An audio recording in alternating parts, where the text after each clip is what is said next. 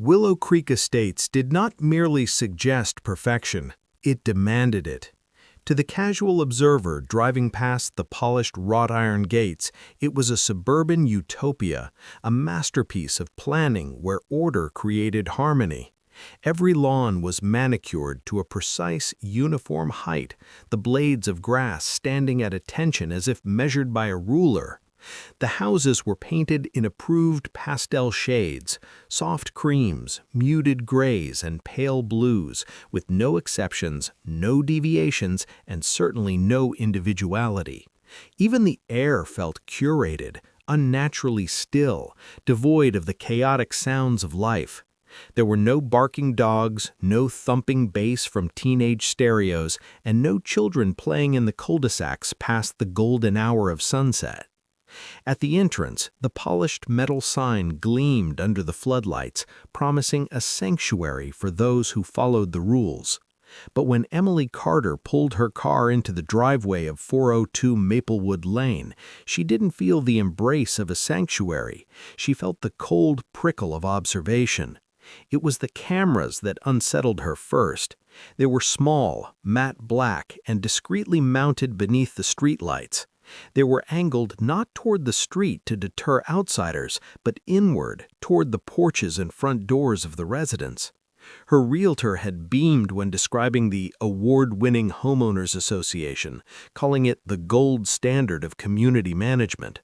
But as Emily cut the engine and sat in the silence of her new driveway, the atmosphere felt heavy. This wasn't harmony, it was obedience. The first crack in the facade appeared before Emily had even finished unpacking her kitchen. The notice wasn't mailed, there was no postage, no delay. It was taped directly to her front door, a bright orange square that stood out violently against the beige paint. It was an HOA violation, numbered 0017. The offense was absurd. Curtains visible from street, incorrect shade of white. Emily stared at the paper, baffled. The curtains had been up for less than 24 hours. She hadn't even met her neighbors yet, but someone had already inspected her windows. She corrected the mistake immediately, assuming it was a hazing ritual for new residents, a test of compliance. But the next day, another orange square waited for her, then another. The grass was cited for being a fraction of an inch too long. Her trash bin was placed on the curb 3 minutes before the allowed window. Her front porch light was deemed too warm in color temperature. Each letter ended with the same cold, bolded sentence: repeated non-compliance will result in escalating penalties. There was no name attached, no signature from a board member, just the faceless, absolute authority of the association. That night, standing in her kitchen with the lights off, peering through the blinds, Emily realized the terrifying truth. These weren't random inspections. Someone was watching her constantly. During the daylight hours, the neighbors performed a convincing pantomime of happiness. They waved while washing their cars and smiled while walking stiff leashed dogs. But at night, the neighborhood vanished. Blinds snapped shut the moment the sun dipped below the horizon. Conversations on sidewalks died instantly when Emily walked past, the silence feeling rehearsed, as if everyone had memorized the same rule book: do not engage with the target. One evening, the isolation cracked. As Emily checked her mailbox, a frail, elderly woman from across the street approached. She moved slowly, her eyes darting nervously toward the cameras mounted on the light poles. When she reached Emily, she didn't introduce herself. Instead, she gripped Emily's wrist with a strength that betrayed her frailty, leaning in to whisper. She warned that they did not forgive mistakes in Willow Creek. When Emily asked who they were, the woman's grip tightened. She begged Emily not to write complaints, not to ask questions, and above all, never to challenge the board. Then, as quickly as she had appeared, she released her grip and scurried back into the shadows of her home, leaving Emily alone beneath the buzzing streetlight. Driven by a gnawing unease, Emily spent the night scouring the internet for information on the Willow Creek HOA. She found a forum thread regarding complaints, but the moment she clicked the link, the page dissolved into a 404 error. The results were there for a heartbeat, then scrubbed from existence. 3 days later, the escalation moved from warnings to threats. Emily found a plain white envelope in her mailbox. Inside, there was no letter, only a silver flash drive. Her instincts screamed at her to destroy it, to ignore the bait, but her need for answers won out. She inserted the drive into her laptop, and as the files opened, her blood ran cold. The drive contained gigabytes of hidden meeting recordings, spreadsheets of fines that amounted to hundreds of thousands of dollars, money that never appeared in the public budget, and legal documents showing homes seized for trivial violations. A pattern emerged from the digital chaos. The homes seized by the HOA were quietly resold to shell companies, entities that traced back to the relatives of the HOA board members. It was a racket disguised as a neighborhood. At the bottom of one scanned document, a handwritten note scrawled in shaky blue ink read, "They don't want residents, they want properties." Emily looked out her window. A dark sedan was parked across the street, its engine idling, the driver invisible behind tinted glass. The retaliation for her curiosity was swift and brutal. Her water was shut off without notice. Her car vanished from her driveway overnight, towed for non-approved parking orientation. Then came the certified letter, heavy and official. It was a notice of intent to place a lien on property. The reason cited was not a rule violation, but pattern of hostility toward HOA authority. They weren't finding her for actions anymore. They were finding her for her attitude. Emily finally understood the architecture of the trap. The HOA wasn't designed to maintain order. It was a pressure cooker designed to break homeowners financially and psychologically until they surrendered their deeds. That night, a single, slow knock echoed through her house. It was deliberate, heavy. Emily didn't answer. Instead, she scrambled to back up the files. She uploaded them to multiple cloud servers, set up delayed email drops, and sent encrypted folders to journalists and watchdog groups. She prepared for the worst. When the doorbell rang again, she looked through the peephole to see 3 men in identical navy blazers standing on her porch. They were board members, wearing perfect, practiced smiles. The man in the center, Richard Hale, the HOA president, leaned toward the door. His voice was calm, muffled slightly by the wood, but distinct. He told her that curiosity caused misunderstandings, and misunderstandings caused problems. Emily raised her phone and pressed record. For the first time in the history of Willow Creek, a resident wasn't cowering in fear. She was gathering ammunition. The next confrontation was a meeting that technically didn't exist. It wasn't on the website or the newsletter, but at 8 p.m. sharp, the clubhouse lights flickered on. Emily sat in the back row, her phone hidden in her jacket, recording. The room was packed, the air thick with tension. When Richard Hale stepped to the podium, his smile didn't reach his eyes. He announced that the meeting was informal and therefore no minutes would be recorded. It was a chilling declaration. This wasn't a meeting to discuss budget items or landscaping. It was a warning to anyone thinking of stepping out of line. As Richard spoke, droning on about community cohesion, Emily's eyes drifted to an empty chair in the front row. A nameplate was still attached, Michael Turner, treasurer. It was a name she had never heard. A quick search on her phone yielded nothing, no social media, no property records. As the meeting dispersed, she cornered a janitor mopping the hallway. When she asked about Michael Turner, the man froze.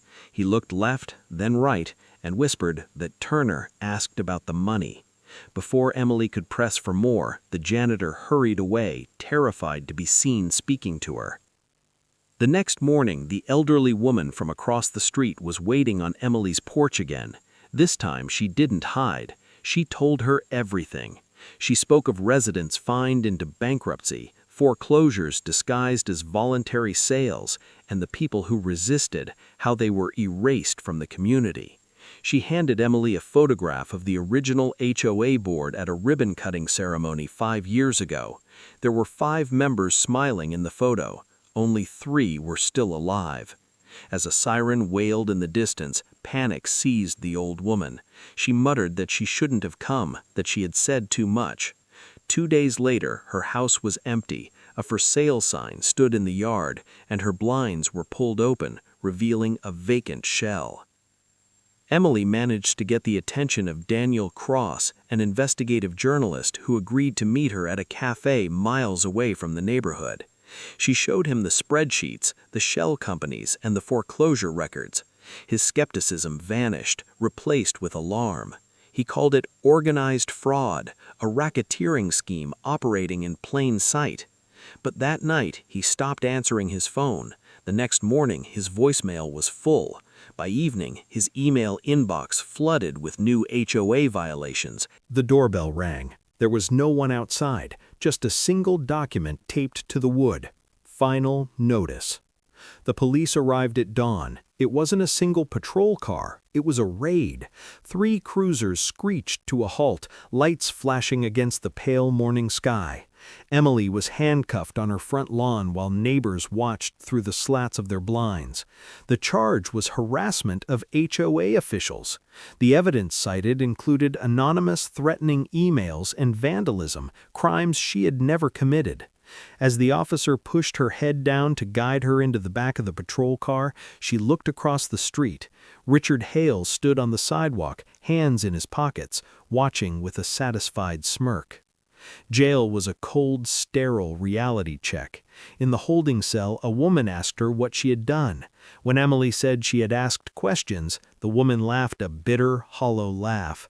After 12 hours, she was released. The charges listed as pending further review, a tactic to keep her in the system. As she walked out of the station, her phone buzzed. A text from an unknown number read, "Stop digging, or we finish this." Attached was a photo of her house, taken from the inside. The lights were on. Someone was in her home. Emily didn't go back. She drove until her hands stopped shaking, parking behind an abandoned grocery store to think. Her phone rang again. It was a different number, and the voice on the other end was male, nervous and breathless. He introduced himself as Evan Brooks, the assistant property manager. He had seen what happened to Michael Turner, and he couldn't watch it happen again. He sent her a data dump, credentials to the internal servers, deleted financial ledgers, and internal emails. One email stood out, a direct order regarding Emily. Pressure her, she'll fold like the others. Before Emily could act on the new intelligence, the news cycle overtook her. A breaking alert flashed across her screen. Local man found dead in an apparent medical emergency.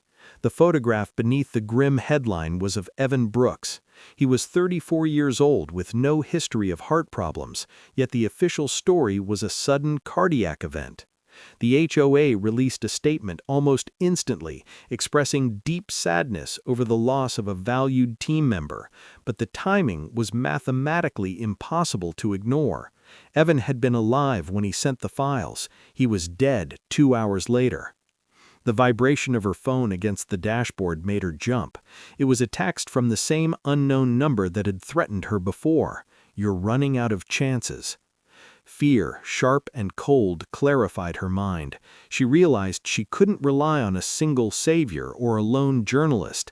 That was how they silenced people. She needed to be louder than the silence they enforced. She drove to a coffee shop 3 towns over, connected to the public Wi-Fi, and initiated the upload.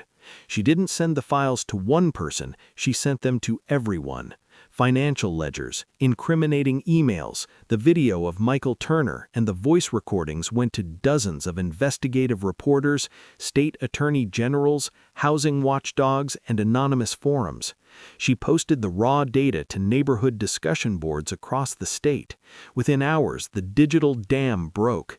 Strangers from other HOA communities began commenting, their stories echoing the nightmare of Willow Creek. "They did this to us too. Same fines, same threats, same board members."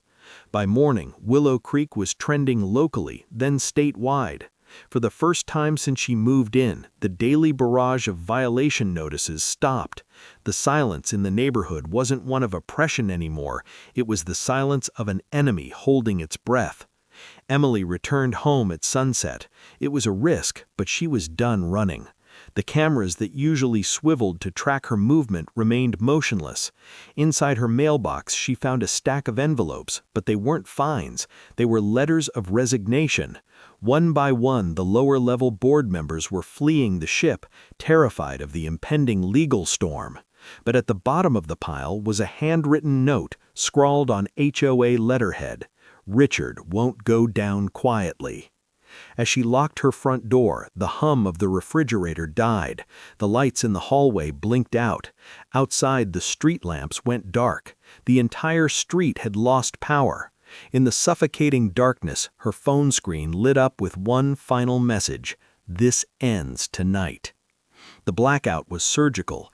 Emily could see the distant glow of the city on the horizon, but Willow Creek was plunged into an abyss. Emergency lights flickered to life near the community entrance, but the clubhouse remained a dark silhouette against the sky. Adrenaline surged through her veins. She grabbed her keys and drove toward the darkness of the clubhouse. Voices echoed from inside the main hall, angry, panicked, and unmuted. Emily slipped through the unlocked side door, hiding in the shadows of the vestibule. Richard Hale was pacing, his voice booming. He was shouting at the remaining loyalists, screaming that they were supposed to control the narrative. Another board member snapped back, accusing Richard of greed. Emily raised her phone, the recording app running. Then came the admission that froze her blood. Richard assured them that the police chief was still on their side, for now.